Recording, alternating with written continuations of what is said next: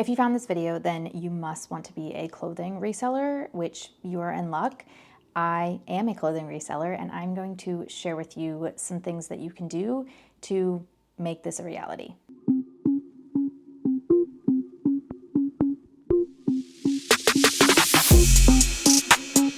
Hello, and welcome back to my channel. For anyone new, hi, thanks for being here. My name is Kendall. I am a full-time reseller. I sell clothes, mainly, sometimes shoes, sometimes accessories, things like that, but mainly clothes. I have been doing this for over 3 years full-time. I sell on eBay, Depop, and Poshmark. I started on eBay and then added the other platforms later. So I am going to go through 5 different lessons, we'll call it, on what you can do to become a reseller.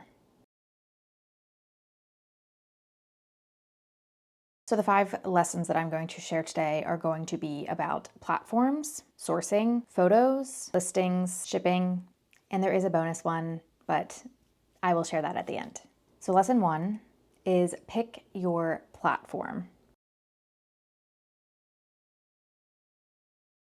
So when you first get started, I know that it can feel very overwhelming. You don't know what one to pick.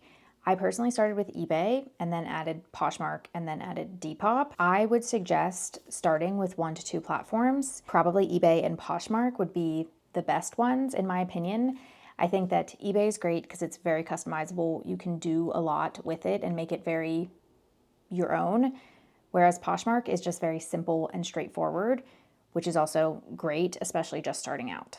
So the nice thing about eBay, again, it's customizable. You can create things called business policies so that you can have things exactly how you want them. Whereas on Poshmark, there is not that much customization that you can do, but that's not bad because it just makes things very easy. On eBay, shipping is something that can hold people back, and we will get to shipping later. But Poshmark is a flat fee and it is universal. So if you are picking between the two and you are feeling scared about shipping, although maybe you won't be after the end of this video, then I would go with Poshmark first. But if you want to take on a challenge or feel like you can do it, then go with eBay first and add in Poshmark. That is personally what I did, and I'm glad that I did it that way because it kind of felt like I was taming the beast, which is eBay, before I went onto the easier platforms. But you do whatever's going to make sense for you. But I would definitely think about starting one and then very soon after joining another one just to get your items out there and be able to see more sales come in. So lesson number 2 is where to source. And really there's anywhere. You can go to Goodwills, Salvation Armies, consignment stores, buy sell trade stores, yard sales. You can drive around and pick up things off the curb. Whatever you want to do, go for it. I also would recommend, if you're starting out, to start in your own closet. I'm sure that there are plenty of things that you can get rid of. If you're anything like me, you probably have a lot in your closet that you don't even wear anymore. So go through it, audit it, and pull things that you could list to sell. Another thing is free inventory, which is great. You can post in a neighborhood group. You can share it with friends and family, post it on social media, whatever, to get the word out there that you are embarking on this journey and you are wanting free clothes, because free inventory is going to be great, especially just starting out, to kind of get your feet wet and get familiar with what you need to do to kind of get the ball rolling with this. So there are a few things when you are sourcing to figure out if what you're finding is even worth picking up, because yes, we can go to thrift stores and we can find a bunch of stuff. Thrift stores are filled with clothes, but that doesn't mean that every single one is going to be profitable. So you want to learn the tools to figure out if you should pick it up. So one of those is sell-through rate, which is the percentage that that item is selling, or the rate at which it is selling over 90 days. That's how eBay tracks it. So that is what I use. You will look up the item. So if you have a pair of Levi's jeans, and they're 501s, I don't know. You go to eBay, you search Levi's jeans 501, you can add the size, and then you will filter to pre-owned, because 9 times out of 10, the stuff that you're finding at thrift stores are pre-owned, and that way you can get a little bit better of an idea of what it is going to look like when it's selling, instead of having in those new tag items as well. So filter to pre-owned, and then you will scroll down until you find sold and completed sales. So you will check those so that Then it filters everything that has sold. Then you take that sold number and you go back to what is listed and divide that and then multiply it by 100. And that is going to be your sell-through rate. So personally, I like to look at sell-through rates that are like 50% or above. The lower the sell-through rate, the longer it will likely sit, although that is not always the case. Sometimes low sell-through rate items sell fast. Sometimes it is just brand and style specific, and it might look low, but it might still sell fast for you. Or if you have a unique piece that you can't even find anything on, that is different too. So this is just a general rule of thumb that you can do because it will help you just have more information before you purchase. So in addition to looking up sell-through rate, you can also look at the sold listings. So you can just filter to sold and kind of see where things are selling at. So there are some caveats to this because what you see is not always accurate. So if you see a listing and you see that it sold for 50 or there's a slash through it, definitely click onto those because that does not mean that it's sold for that price. And sometimes that can skew your results. So look into it and see, because a lot of times people take offers and it might be way less than what they had it listed as. Because personally, I take offers if something has been sitting for a while and it might look significantly lower than what I actually listed it as. So definitely keep that in mind whenever you're looking and click into those listings to see if they actually sold at that price. Another thing that is offered on eBay is the product research tool, which is a tool where you can search your item and you can find out the sell-through rate through that. I have trouble doing it, and I don't know if it's a human error, but I like to do both. I like to look up sell-through rate the way that I explained, but then also use product research, because product research will give you a price that things are selling at, or whatever the range is that you chose. It will show you a price. That way you can kind of have a little bit better idea of what the thing is selling at. But on a desktop, it is very nice because you can see what people have their things listed at. You can see when they listed it. You can see how many watchers are on those items. And then also on the sold section, you can see what they actually sold for, which again can be different than what you are actually seeing whenever you're looking at it just from the sold comp standpoint. So use these two in tandem. And again, I would say product research is better on the computer, but that could be a human error. So do your research and learn more about it. But that is a great tool also when you are creating a listing to kind of decide what to price your item at. I also want to talk about key indicators to look into something. You might see other resale content that is all about finding bolos or all of these brand names, all of these things that you might feel overwhelmed by. But there are things that you can kind of put in your reseller toolkit when you're at thrift stores to help you learn brands and kind of strengthen that muscle. So some things that I look at when they're brands that I've never heard of is the label. If the label looks nice or it's well stitched, well made, I will look into that. If the hand feel is nice, if it just is soft or luxurious, silky, whatever, I will look into it. Or if the care tag says that it is made in Italy or sometimes made in USA, could be a vintage piece, I will look into that. And then lastly is what the actual fabric contents are. So is it silk, cashmere, wool, merino wool? Is it 100% organic cotton, linen? All of these buzzword fabrics that would be enticing if you put them in your listing because maybe someone's looking for that kind of piece. So those are all things, they're not always together. Sometimes it's just the label, sometimes it's just the fabric content, but whatever it is, I will put it in my cart and I will look into it. Don't ever feel like you have to look up something as soon as you pick it up at the thrift store. I mean, by all means, do that. I personally like to fill up my cart and then go camp out somewhere and go through my cart and decide what I want to keep and what I want to put back. But I would be sure to put those things in your cart if you're seeing any of those things that I mentioned, because that could be something that maybe is worth picking up. You just have to do a little bit of research. And then one more thing that I will say about sourcing before we get on to the next lesson is high retail does not mean high resale. So something that retails for a lot of money does not necessarily mean that it is going to resell for a lot of money. There are definitely brands out there that if you are shopping for yourself, it is a great place to look on secondhand sites for these brands that have a very high dollar amount but do not resell very well. And that is something that took me a minute to learn when I first started out, because I would see these brands and I would be so excited about them. And then I would come to find out that they actually don't resell that well. So if you are a reseller or you are still new in this, drop some brands in the comments if there's things that stick out to you that maybe aren't worth picking up. I know for sure Madewell is not a brand that I tend to pick up. I pick it up for myself. This is Madewell sweatshirt. I pick it up for myself and in my own closet. But on the resale market, it is not the best. And again, there's caveats to every single brand. There's going to be styles within every single brand that can do better than just saying the brand as a whole is not good. So keep that in mind. Still look into things if there's certain styles, but I would say like more basic pieces in certain brands might be exciting to find, but it doesn't mean that they're going to sell well. Okay, we are on to lesson number 3, and that is photos. So again, if you're on social media and you see people with these very nice photo studios and these contraptions that they created, do not feel like that is what you have to do. You can see all the success in the world by just using natural light and a hook on a door. That is personally how I started. I started with a command hook and natural light, and then I progressed to being on the floor with LED lights, and now I have a photo board that I created with lights around it. But this was years in the making. This is not something that I started out with. I had the hook for a while. Like that was my main way of doing it.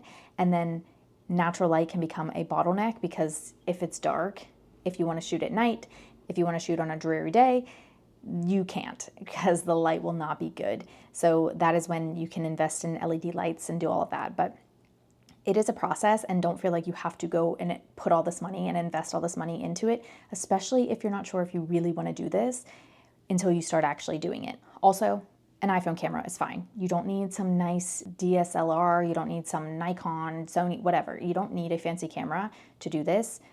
I use an iPhone, and I've been using an iPhone since the beginning, and it works perfectly fine. One thing that I will mention that I do, and is not something that everyone does, and sometimes it can be a little polarizing about how people feel about it, but that is measurements. I personally put measurements in my listings, so I do it with the photos. I will do a pit to pit, a shoulder to hem, if it is a t-shirt, and then any bottoms, I will do waist, rise, and inseam, sometimes leg opening. It just depends. But I like to include photos of those, and I also will include numbers in the description. I know this might seem redundant, it might seem a little extra, it doesn't take me a long time at all, but it does help to reduce questions and reduce returns because I do offer returns, and I don't get as many for fit because people can see exactly how something measures and you put it against their own clothes to kind of get an idea if it's going to fit. So for the actual pictures, I like to do a front, a back, the pit to pit, the shoulder to hem, the care label. I will do as many of the care label that makes sense. If there's like a product name on there, I will include that, or a style number, I will include that. Some people look specifically for those things, so I will include that. I will include the fabric contents, the label, and then any details. If there's like embellishments you want to get closer on, or any flaws, so if there's stains, holes, I would definitely point that out because you don't want to trick anybody into buying something because that's just not going to bode well for you. So definitely highlight any flaws and make note of them in your listing. I like to use a little pointer finger that points to what the issue is, just because I don't want my hands really in the photos. I just like to keep it clean. So you can get something, you can use a ruler. I see people use a pair of scissors, whatever. But definitely point those out because you just don't want anyone to be upset when they get your item. And obviously things happen, you're human, we make mistakes. I've missed things before, and I will have someone reach out or return the item because of X, Y, and Z, and it happens, and it's not the end of the world because, again, I'm human and most people are reasonable.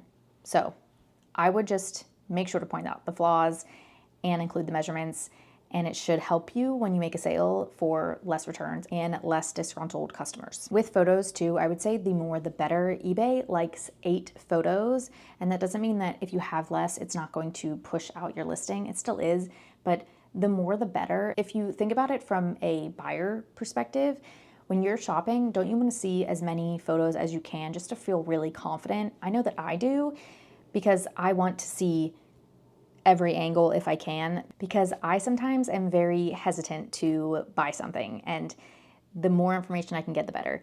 So I like to do that for my buyers and include as many photos as I can so that they can get a really clear understanding and be able to confidently purchase knowing exactly what they're going to get. Last thing I will say with photos is, again, sunlight is fine. Do not feel like you have to build something because that's what you see everyone else have. Again, some of those people have been doing this for years and this is their full-time thing. This is their main source of income. So it might look a little different than someone just starting out. So remember that and invest in LED lights when it makes sense for you. Okay, lesson number 4 is listings. So the listing is obviously very important because this is the title that people are going to see whenever they're searching for items. So you want to make sure that there are no spelling errors. Make sure that you are spelling the brand correctly because you'd be surprised at how often that happens where the brand is not spelled correctly and nobody finds your listing. I've done it myself, so I'm not saying that I'm just talking about other people here. So don't include any weird symbols or beautiful, cute, things like that in the title because nobody's really searching that and you might think that your item is beautiful and yeah, sure, it could be, but that's just not a word that people are going to be using to search for whatever the item is. So you are going to want to include the brand if it is relevant. If you are selling something based on style, it might not matter as much what that brand is because somebody might not be searching a Forever 21 shirt, but if you're throwing in fairy, whimsy goth, sequin dress, somebody's going to search that over Forever 21. They might still find your listing and they might still purchase it, even if it's Forever 21, but just the brand in that case is probably not as enticing as if you're selling a Reformation dress. You're going to want to include the size. You can include the gender. And then, like I said, you're going to want to put any buzzwords in there. If you have the style name of the item, definitely include that. And if the fabric content is silk, merino wool, linen, whatever, you're going to want to include that too. I would not put polyester because I just feel like that is also not something that people are searching. You can look at other people's listings too to kind of get an idea of words that you're seeing them use that might help you and spark some ideas. But you are going to want to try and write it as if somebody would be searching it so that it makes sense. Like think of yourself when you're searching something.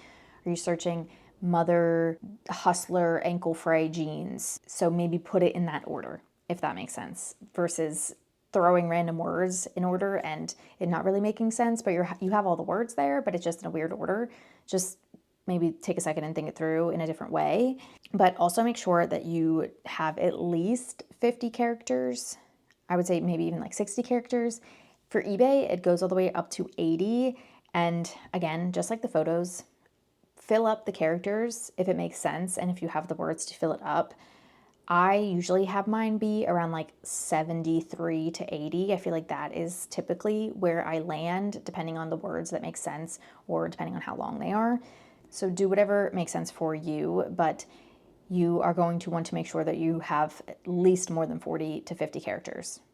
And again, front load that listing because you want all the important and buzz-worthy words in the beginning because that is what people are going to see first. And on mobile, they only see part of the title. So it is going to cut off some of it. So you don't want to have your most important things at the end.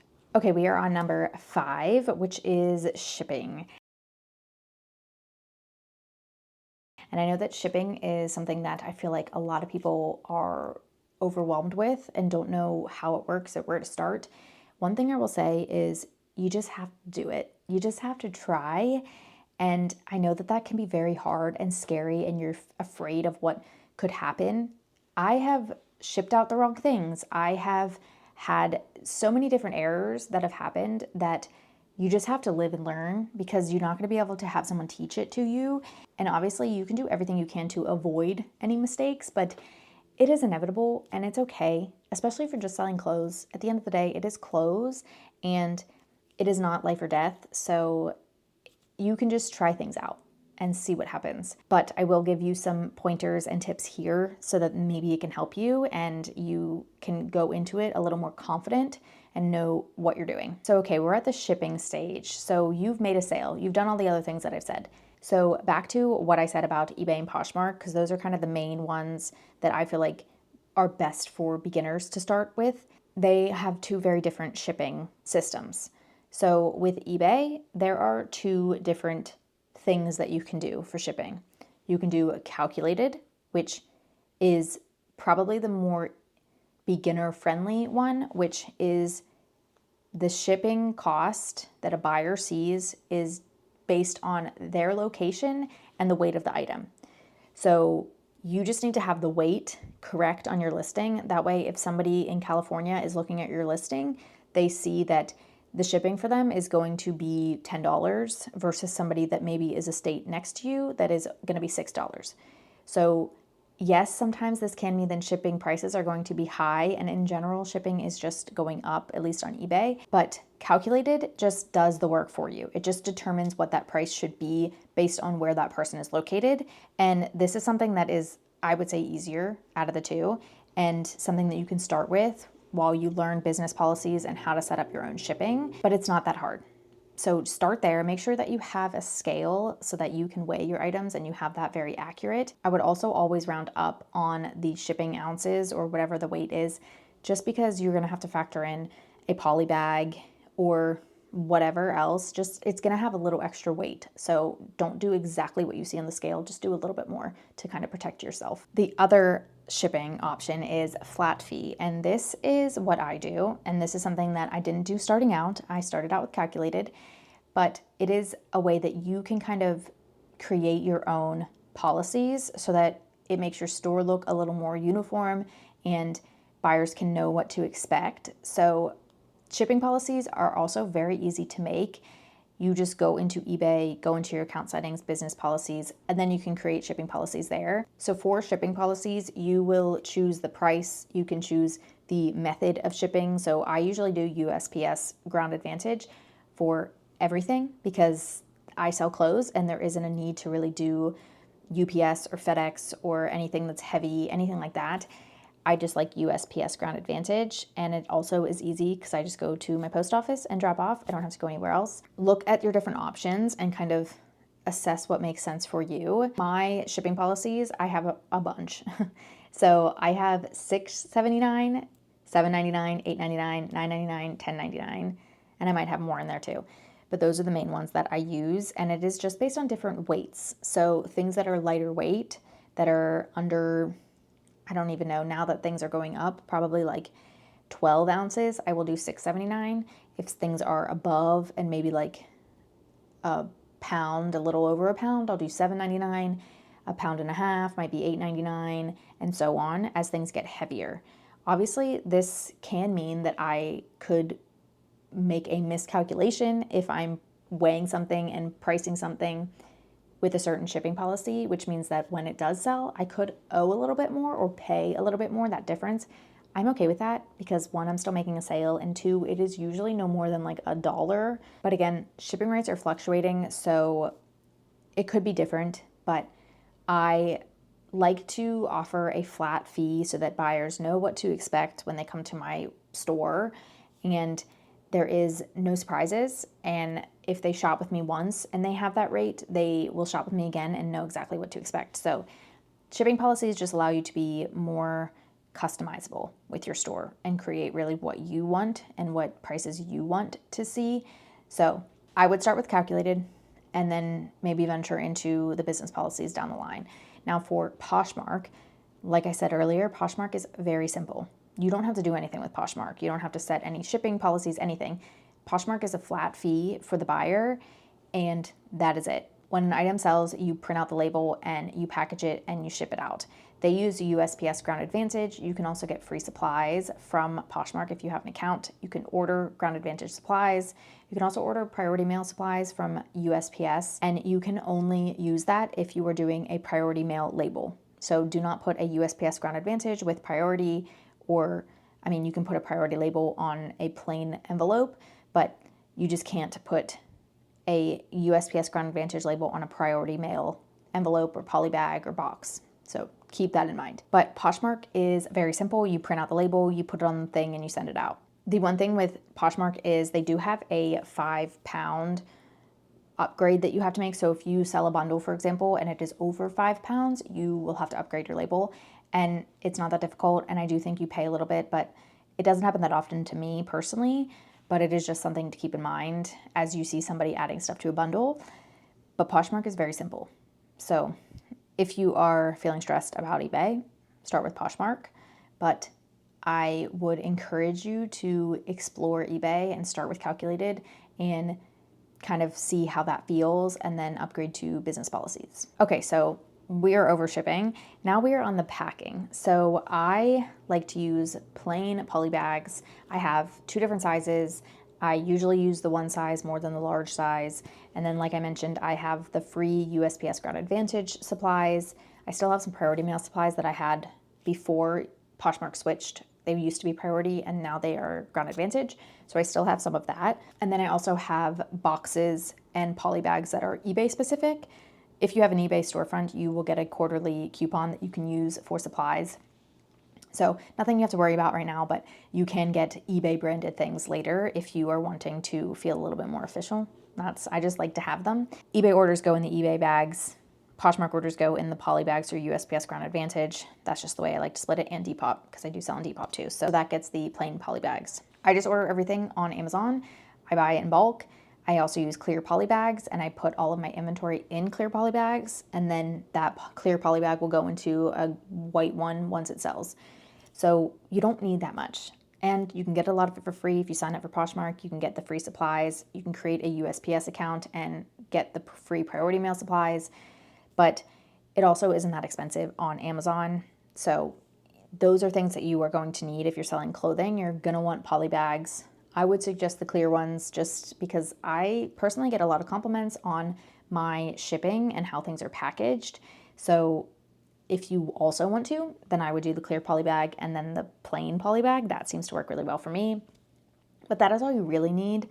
I also like to use stickers that I created that just thank them for the order. I also have a Rollo printer that prints thermal labels. So this just means it prints a sticker label for me that I can put directly on the package. When I first started out, I used a printer, scissors, and tape. So if you do not have a thermal printer, again, don't rush out and buy one. They're a couple $100s. You don't need it. You can use a printer and you can print it out on a piece of paper and cut and tape.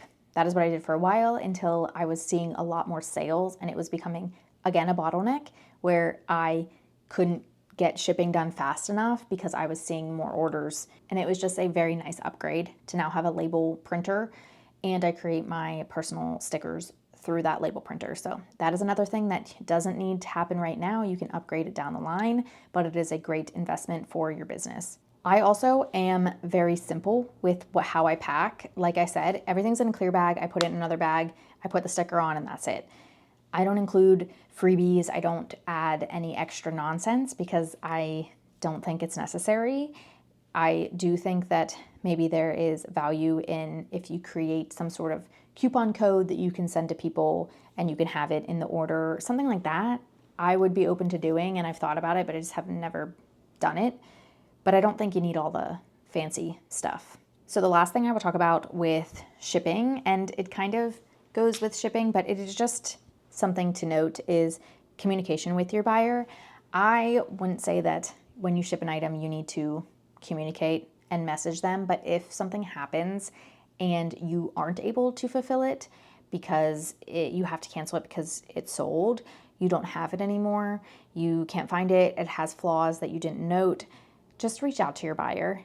Do not just leave them hanging. Do not just cancel something without telling them, because think if that happened to you, you would not be very happy. And I know that that can happen to us from big box stores, but you don't expect them to reach out necessarily. They can just say it's sold out and that's it. But from a small business, this is something that you can do, so I would encourage it. I have definitely had moments when maybe something had a flaw that I didn't note, and I would reach out to the buyer, tell them, and I think every time they've still wanted the item. And also, I'm someone that points out flaws that maybe aren't even there, because I'm just like, I want to really make sure that I am giving an accurate representation of the item. But it is important that you communicate with them. If something's going to be late, let them know. You're human. Like, things can happen, and people are understanding if you get to them first before they come at you, because then they can be upset and wonder why you didn't reach out to them. So just reach out if something happens. Most people are understanding. Okay, now we are on to the bonus little tidbit that I want to share, and that is inventorying. So inventorying is obviously an important part of being a reseller because you need a place to store your inventory, and everyone does it different. It all looks different, especially if you're just starting out. You might not need something elaborate, but if this is something that you want to make a full-time thing, if this is something you're serious about, or you start doing it and you realize that this is a thing for you, I would encourage you to do a SKU inventory system. So what that looks like is cardboard boxes on shelves, and they all are sticking out of it, so it's very easy to access, but they all have their own individual SKU number. So that means that my frame t-shirt is number 1000. So when that frame t-shirt sells, I know it's 1000. So all I have to do is go get it, and that's it. I used to have clear bins, and I used to just have a bunch of items in a clear bin. And the things that were in that bin had that SKU. So if it was bin A, all 25 items had A. So I knew at least it was in A, but I had to dig through everything to find where it was. And this just led to human error. I sent the wrong thing a few times, and I learned that it wasn't the best system for me. It might be the best system for you, and by all means, go for it. I will say too that the SKU number that you put on that item, you will want to put somewhere. You want to make sure that you know what is that number. And I like to do that in the SKU field on eBay listings. So I'm listing the frame t-shirt. In the SKU field, I'm putting 1000. Then when it sells, it will show that number. And then I will go to my inventory room, grab it, pack it, and ship it out. So you want to make sure that those things are connected and you know which is which. And if you don't use any type of bookkeeping service, you can just create a spreadsheet, put it in a spreadsheet. You can also add it, I believe, on Poshmark too. So you can, if you just start with Poshmark, you can still put that in there so that you are keeping track. But I really like this because it is also nice because somebody else can step into my business. Not that I'm handing it over to anybody, but if I am doing something, I can text the sales that sold, the numbers, I can text them to my husband and he can pull them. And I know with confidence that what he pulled is the orders that shipped. Whereas before in the bin, sometimes things looked the same. I'd have to open the bags up and make sure that it was the right thing. And it just led to a longer shipping time. And if you're shipping a lot of orders, you want to cut that time down as much as you possibly can. So if you are just starting out and you just have a shelf and it has one bin and that's all you have right now, maybe look into just getting a couple boxes and starting this system now so that you're not doing it later down the line. I personally switched over all my stuff when I had about 1,000 units. So it was a process and it was a few weeks that it took for me to get everything switched over. And I definitely think it can be done. It was not difficult by any means. It was just time consuming. And if you start it now, then you don't have to do it later down the line. But again, people love their bins. They love that system. I see people that just fold things on a shelf and that's it. Like whatever's going to work for you, that's going to make sense for you. But I personally like the SKU system because it just makes it very clear cut. So that concludes this video. That is everything that I feel as though you need to know to become a clothing reseller. I make other content. I share on YouTube, Instagram, Facebook, TikTok, different tips, brands to look out for, and just things that I've learned along the way. I know I've only been doing this for over 3 years, which if you're just starting out sounds like a long time, but I know people that have been doing it for decades. So we're all in our own place. So again, don't judge where you are based on what you're saying on social media. But if you're wanting to start, I hope that these helped. And these are things that you can put into practice right away and start getting up your first listings and seeing your first sales, which is very exciting. And if you have any questions, let me know, drop them in the comments. If you want to have me go through my inventory room, if there's something that I talked about that you want me to go more in depth in, let me know and I will be happy to make another video. I do want to just share that I have a podcast with my friend Hannah. It is called Resale Therapy Podcast. We put out an episode every week, and on that, we also talk about some of the things that I just shared. And we are both very anti-hustle culture type gals, so we are on our own journeys with this reselling, but we don't make it something that you have to be grinding every day at. So if that's kind of your vibe, then you might like our podcast. And we also talk about things that resellers or self-employed people deal with, like motivation ruts or comparison imposter syndrome, all these different things. So if that sounds like something you would like, then check it out. You can listen to it anywhere you get podcasts. That's all I've got. So I will talk to you guys in the next one. Bye.